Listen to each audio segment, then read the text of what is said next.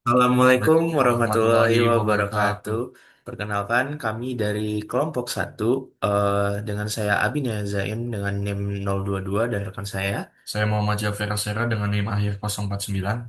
Nah, di sini kami akan mempresentasikan proyek UAS kami yang berjudul The Application of Support Vector Machine atau SVM in Industrial Carbon Accounting Prediction and Green Electricity Control Strategies. Nah, Oke, untuk yang pertama-tama kita akan membahas latar belakangnya. Di sini perubahan iklim yang semakin tajam mendorong perhatian global terhadap emisi karbon industri yang merusak ekosistem. Pemerintah dan perusahaan harus berupaya mengurangi emisi dengan menerapkan regulasi dan teknologi bersih. Prediksi emisi yang akurat sangat penting agar strategi pengendalian dapat diterapkan secara efektif. Algoritma cerdas seperti SVM dapat meningkatkan akurasi prediksi dan membantu perusahaan dalam merancang strategi pengurangan emisi yang tepat.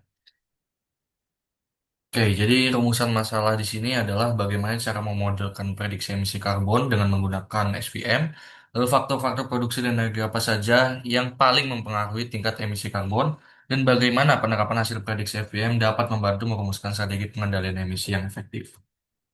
Nah, tujuan dari penelitian ini adalah untuk memanfaatkan algoritma SVM dalam memprediksi emisi karbon industri secara akurat serta mendukung pengembangan strategi pengendalian emisi yang diefisien.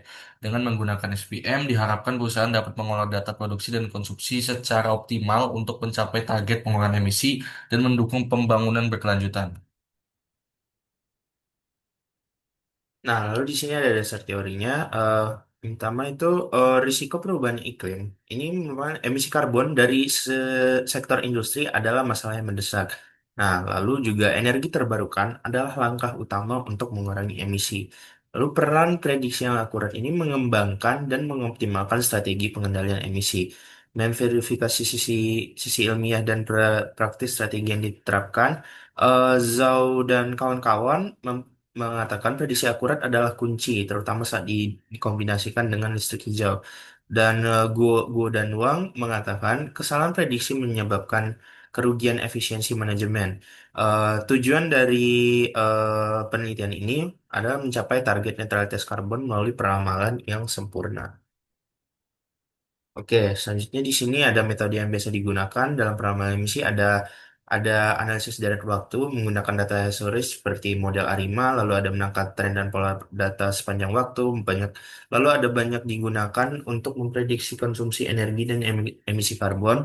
Lalu di sini ada analisis regresi yaitu memahami interaksi berbagai faktor, ada menentukan parameter sebab akibatnya, lalu ada ini metode pembelajaran mesin yang menggunakan algoritma seperti yang kita gunakan sekarang ini SVM, lalu ada menangkap hubungan nonlinear atau asimetris antara input dan output, dan Sun dan Liu mengatakan bahwa algoritma machine learning membantu menghindari kesalahan prediksi dan meningkatkan strategi kontrol. Oke. Selanjutnya di sini hasil prediksi menuju penyiapan kebijakan dan strategi kontrol. Nah, evaluasi emisi masa depan. Ini perusahaan dan pemerintah dapat menilai emisi karbon dioksida di masa depan. Lalu di sini hasil prediksi menjadi dasar pengembangan strategi pengendalian emisi. Lalu juga optimalisasi dari struktur energi itu dapat memilih kombinasi energi antara yang tradisional dengan yang terbarukan, yang efektif untuk mengurangi emisi. Nah, dan ada pembentukan strategi remedial. Ini pemerintah dapat menetapkan tingkat emisi realistis dan instrumen kebijakan. Oke, Selanjutnya, selanjutnya ada metodologi penelitian. Jadi di sini metodologi penelitian umum yang dilakukan adalah data collection processing, yang nantinya di flowchart ini akan dibagi menjadi data loading and processing, juga future engineering dan future selection itu untuk ke bagian variable selection and model construction ini. Lalu parameter optimization ini akan masuk ke bagian model configuration juga dan model training, lalu evaluation dan comparison dan analysis. Kenapa di sini kita bagian flowchart dan bagian yang berada pada metodologi penelitian di bagian jurnal itu berbeda? Karena memang pada bagian jurnal ini tidak ada flowchart sehingga kita menciptakan sendiri sehingga ketika kita mengimplementasikan flowchart ini akan disesuaikan dengan apa yang kita uji coba nanti di bagian penelitian codingnya.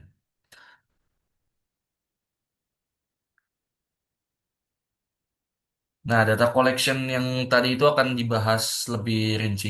Jadi di bagian sini ada sumber data emisi. Data emisi karbon diambil dari China Emission Accounts and Dataset pada level sektor. Terus ada estimasi perusahaan dengan rumus tersebut dan juga tujuan pengurangan rasio untuk melihat tren adopsi robot industri di tingkat perusahaan dan memahami pemanfaatannya.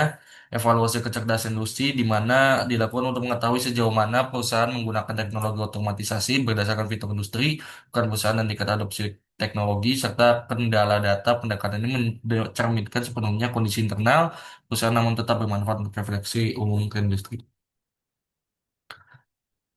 Nah, lalu di sini adalah variable selection and model construction atau pada saat nanti kita implementasikan ada fitur selection ya, dan juga ada model construction ini lebih ke arah pembentukan model SVM-nya. Jadi kalau di sini itu untuk mengukur tingkat adopsi kecerdasan industri, terutama pada robot di perusahaan manufaktur Tiongkok, baik pada tingkat industri maupun perusahaan dengan tahap-tahap satu dan tahap dua seperti formula yang sudah tertera.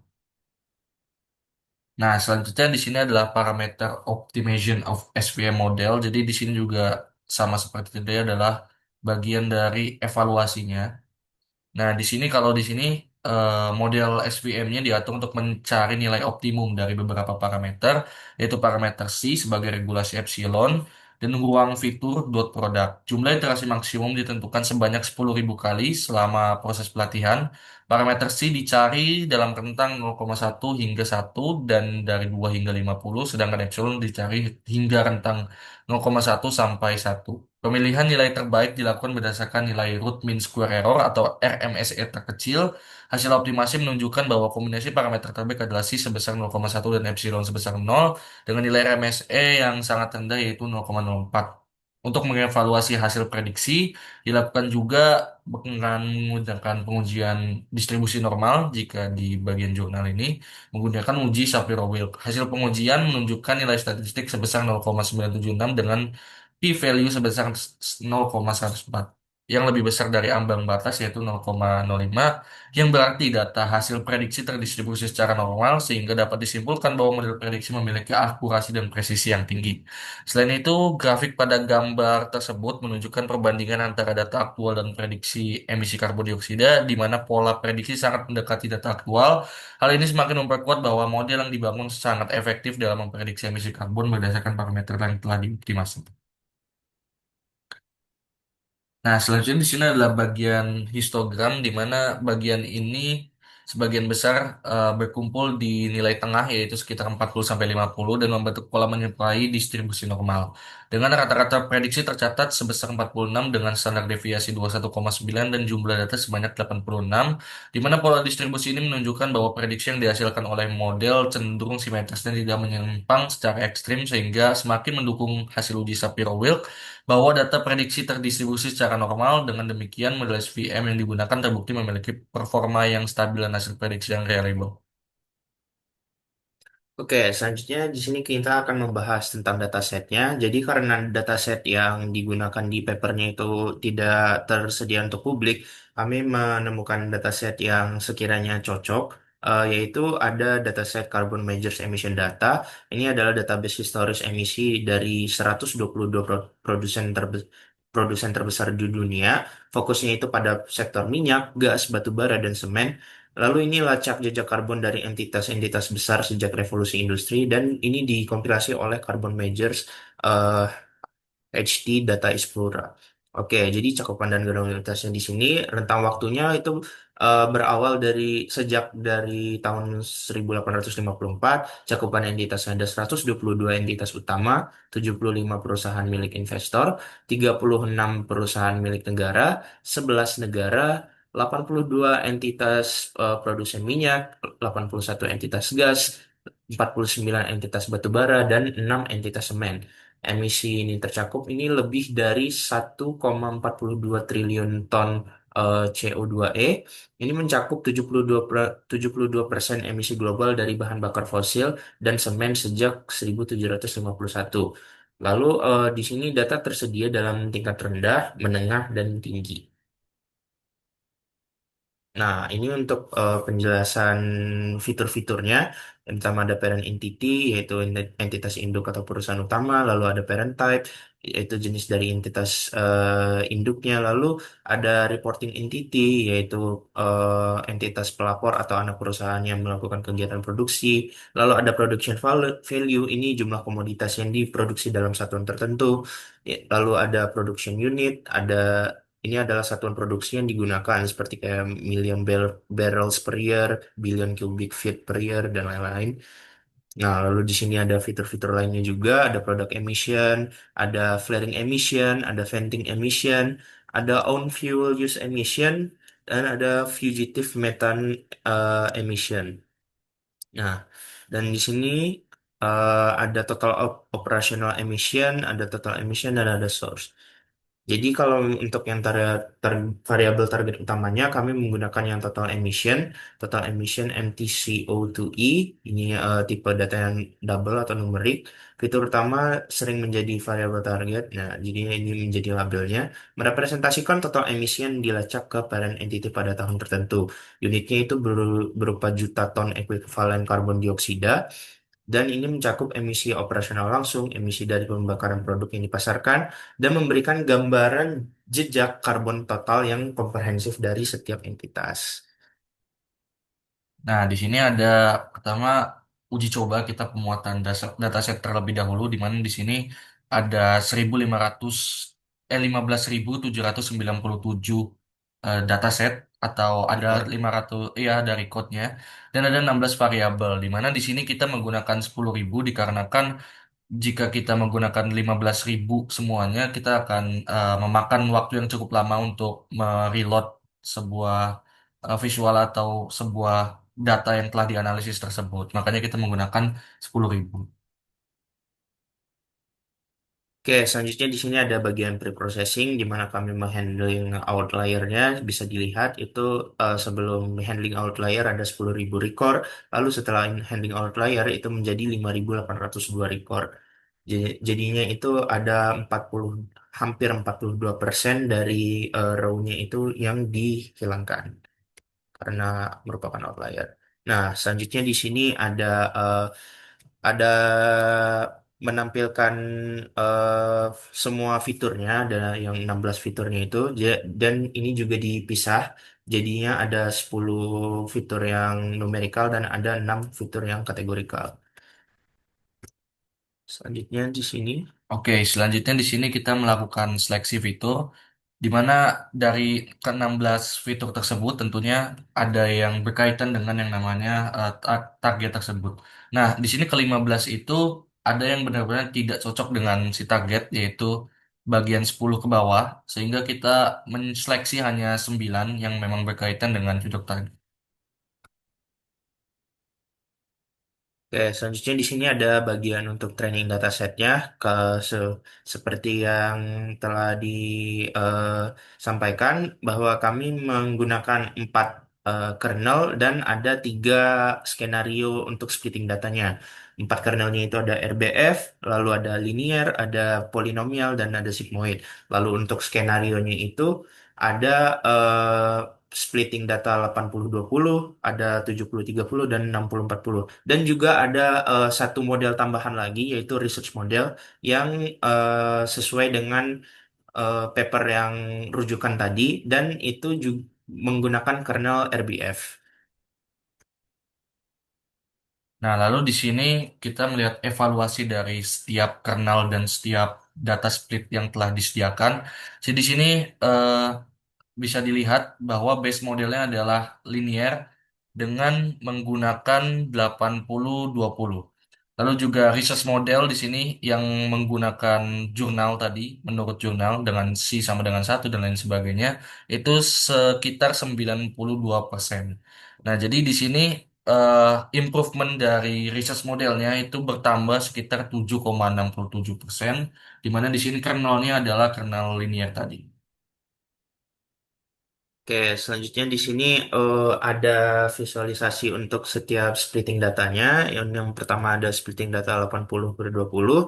Bisa dilihat di sini itu dia sudah sangat akurat.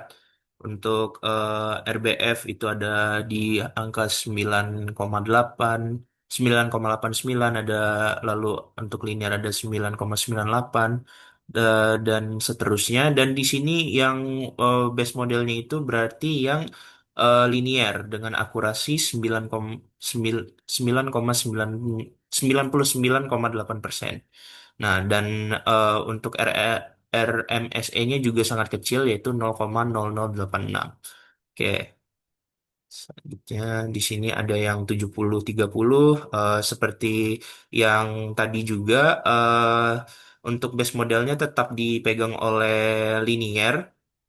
Jadinya untuk yang 60-40 juga base modelnya dipegang oleh linear.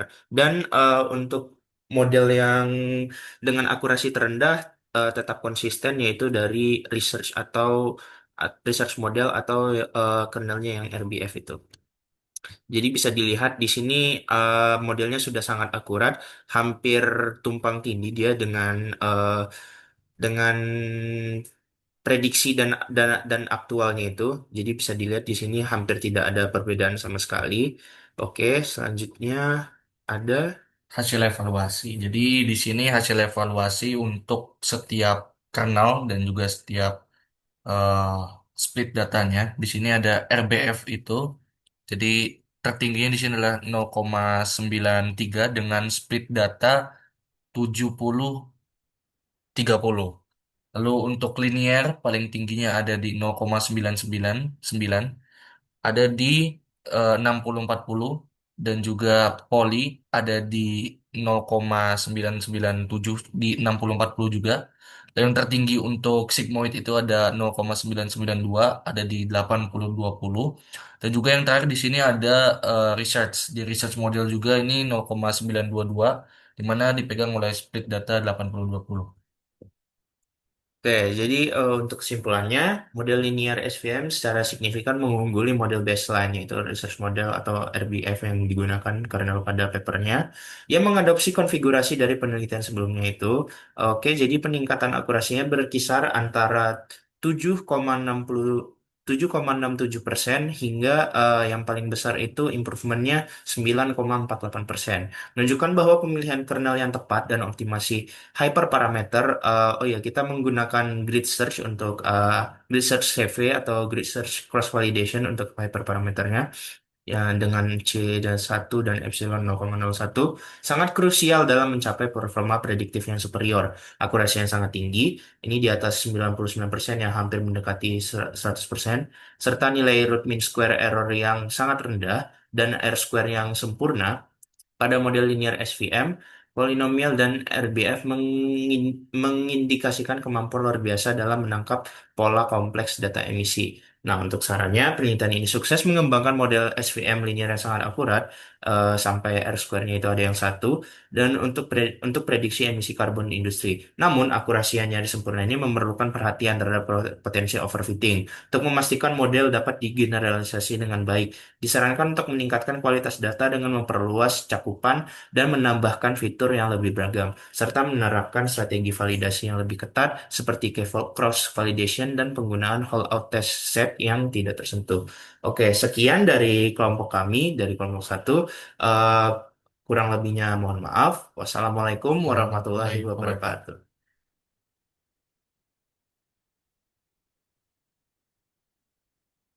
wabarakatuh. Udah kan? Udah. Masih, masih, masih, masih. Hah? Masih. Udah, udah.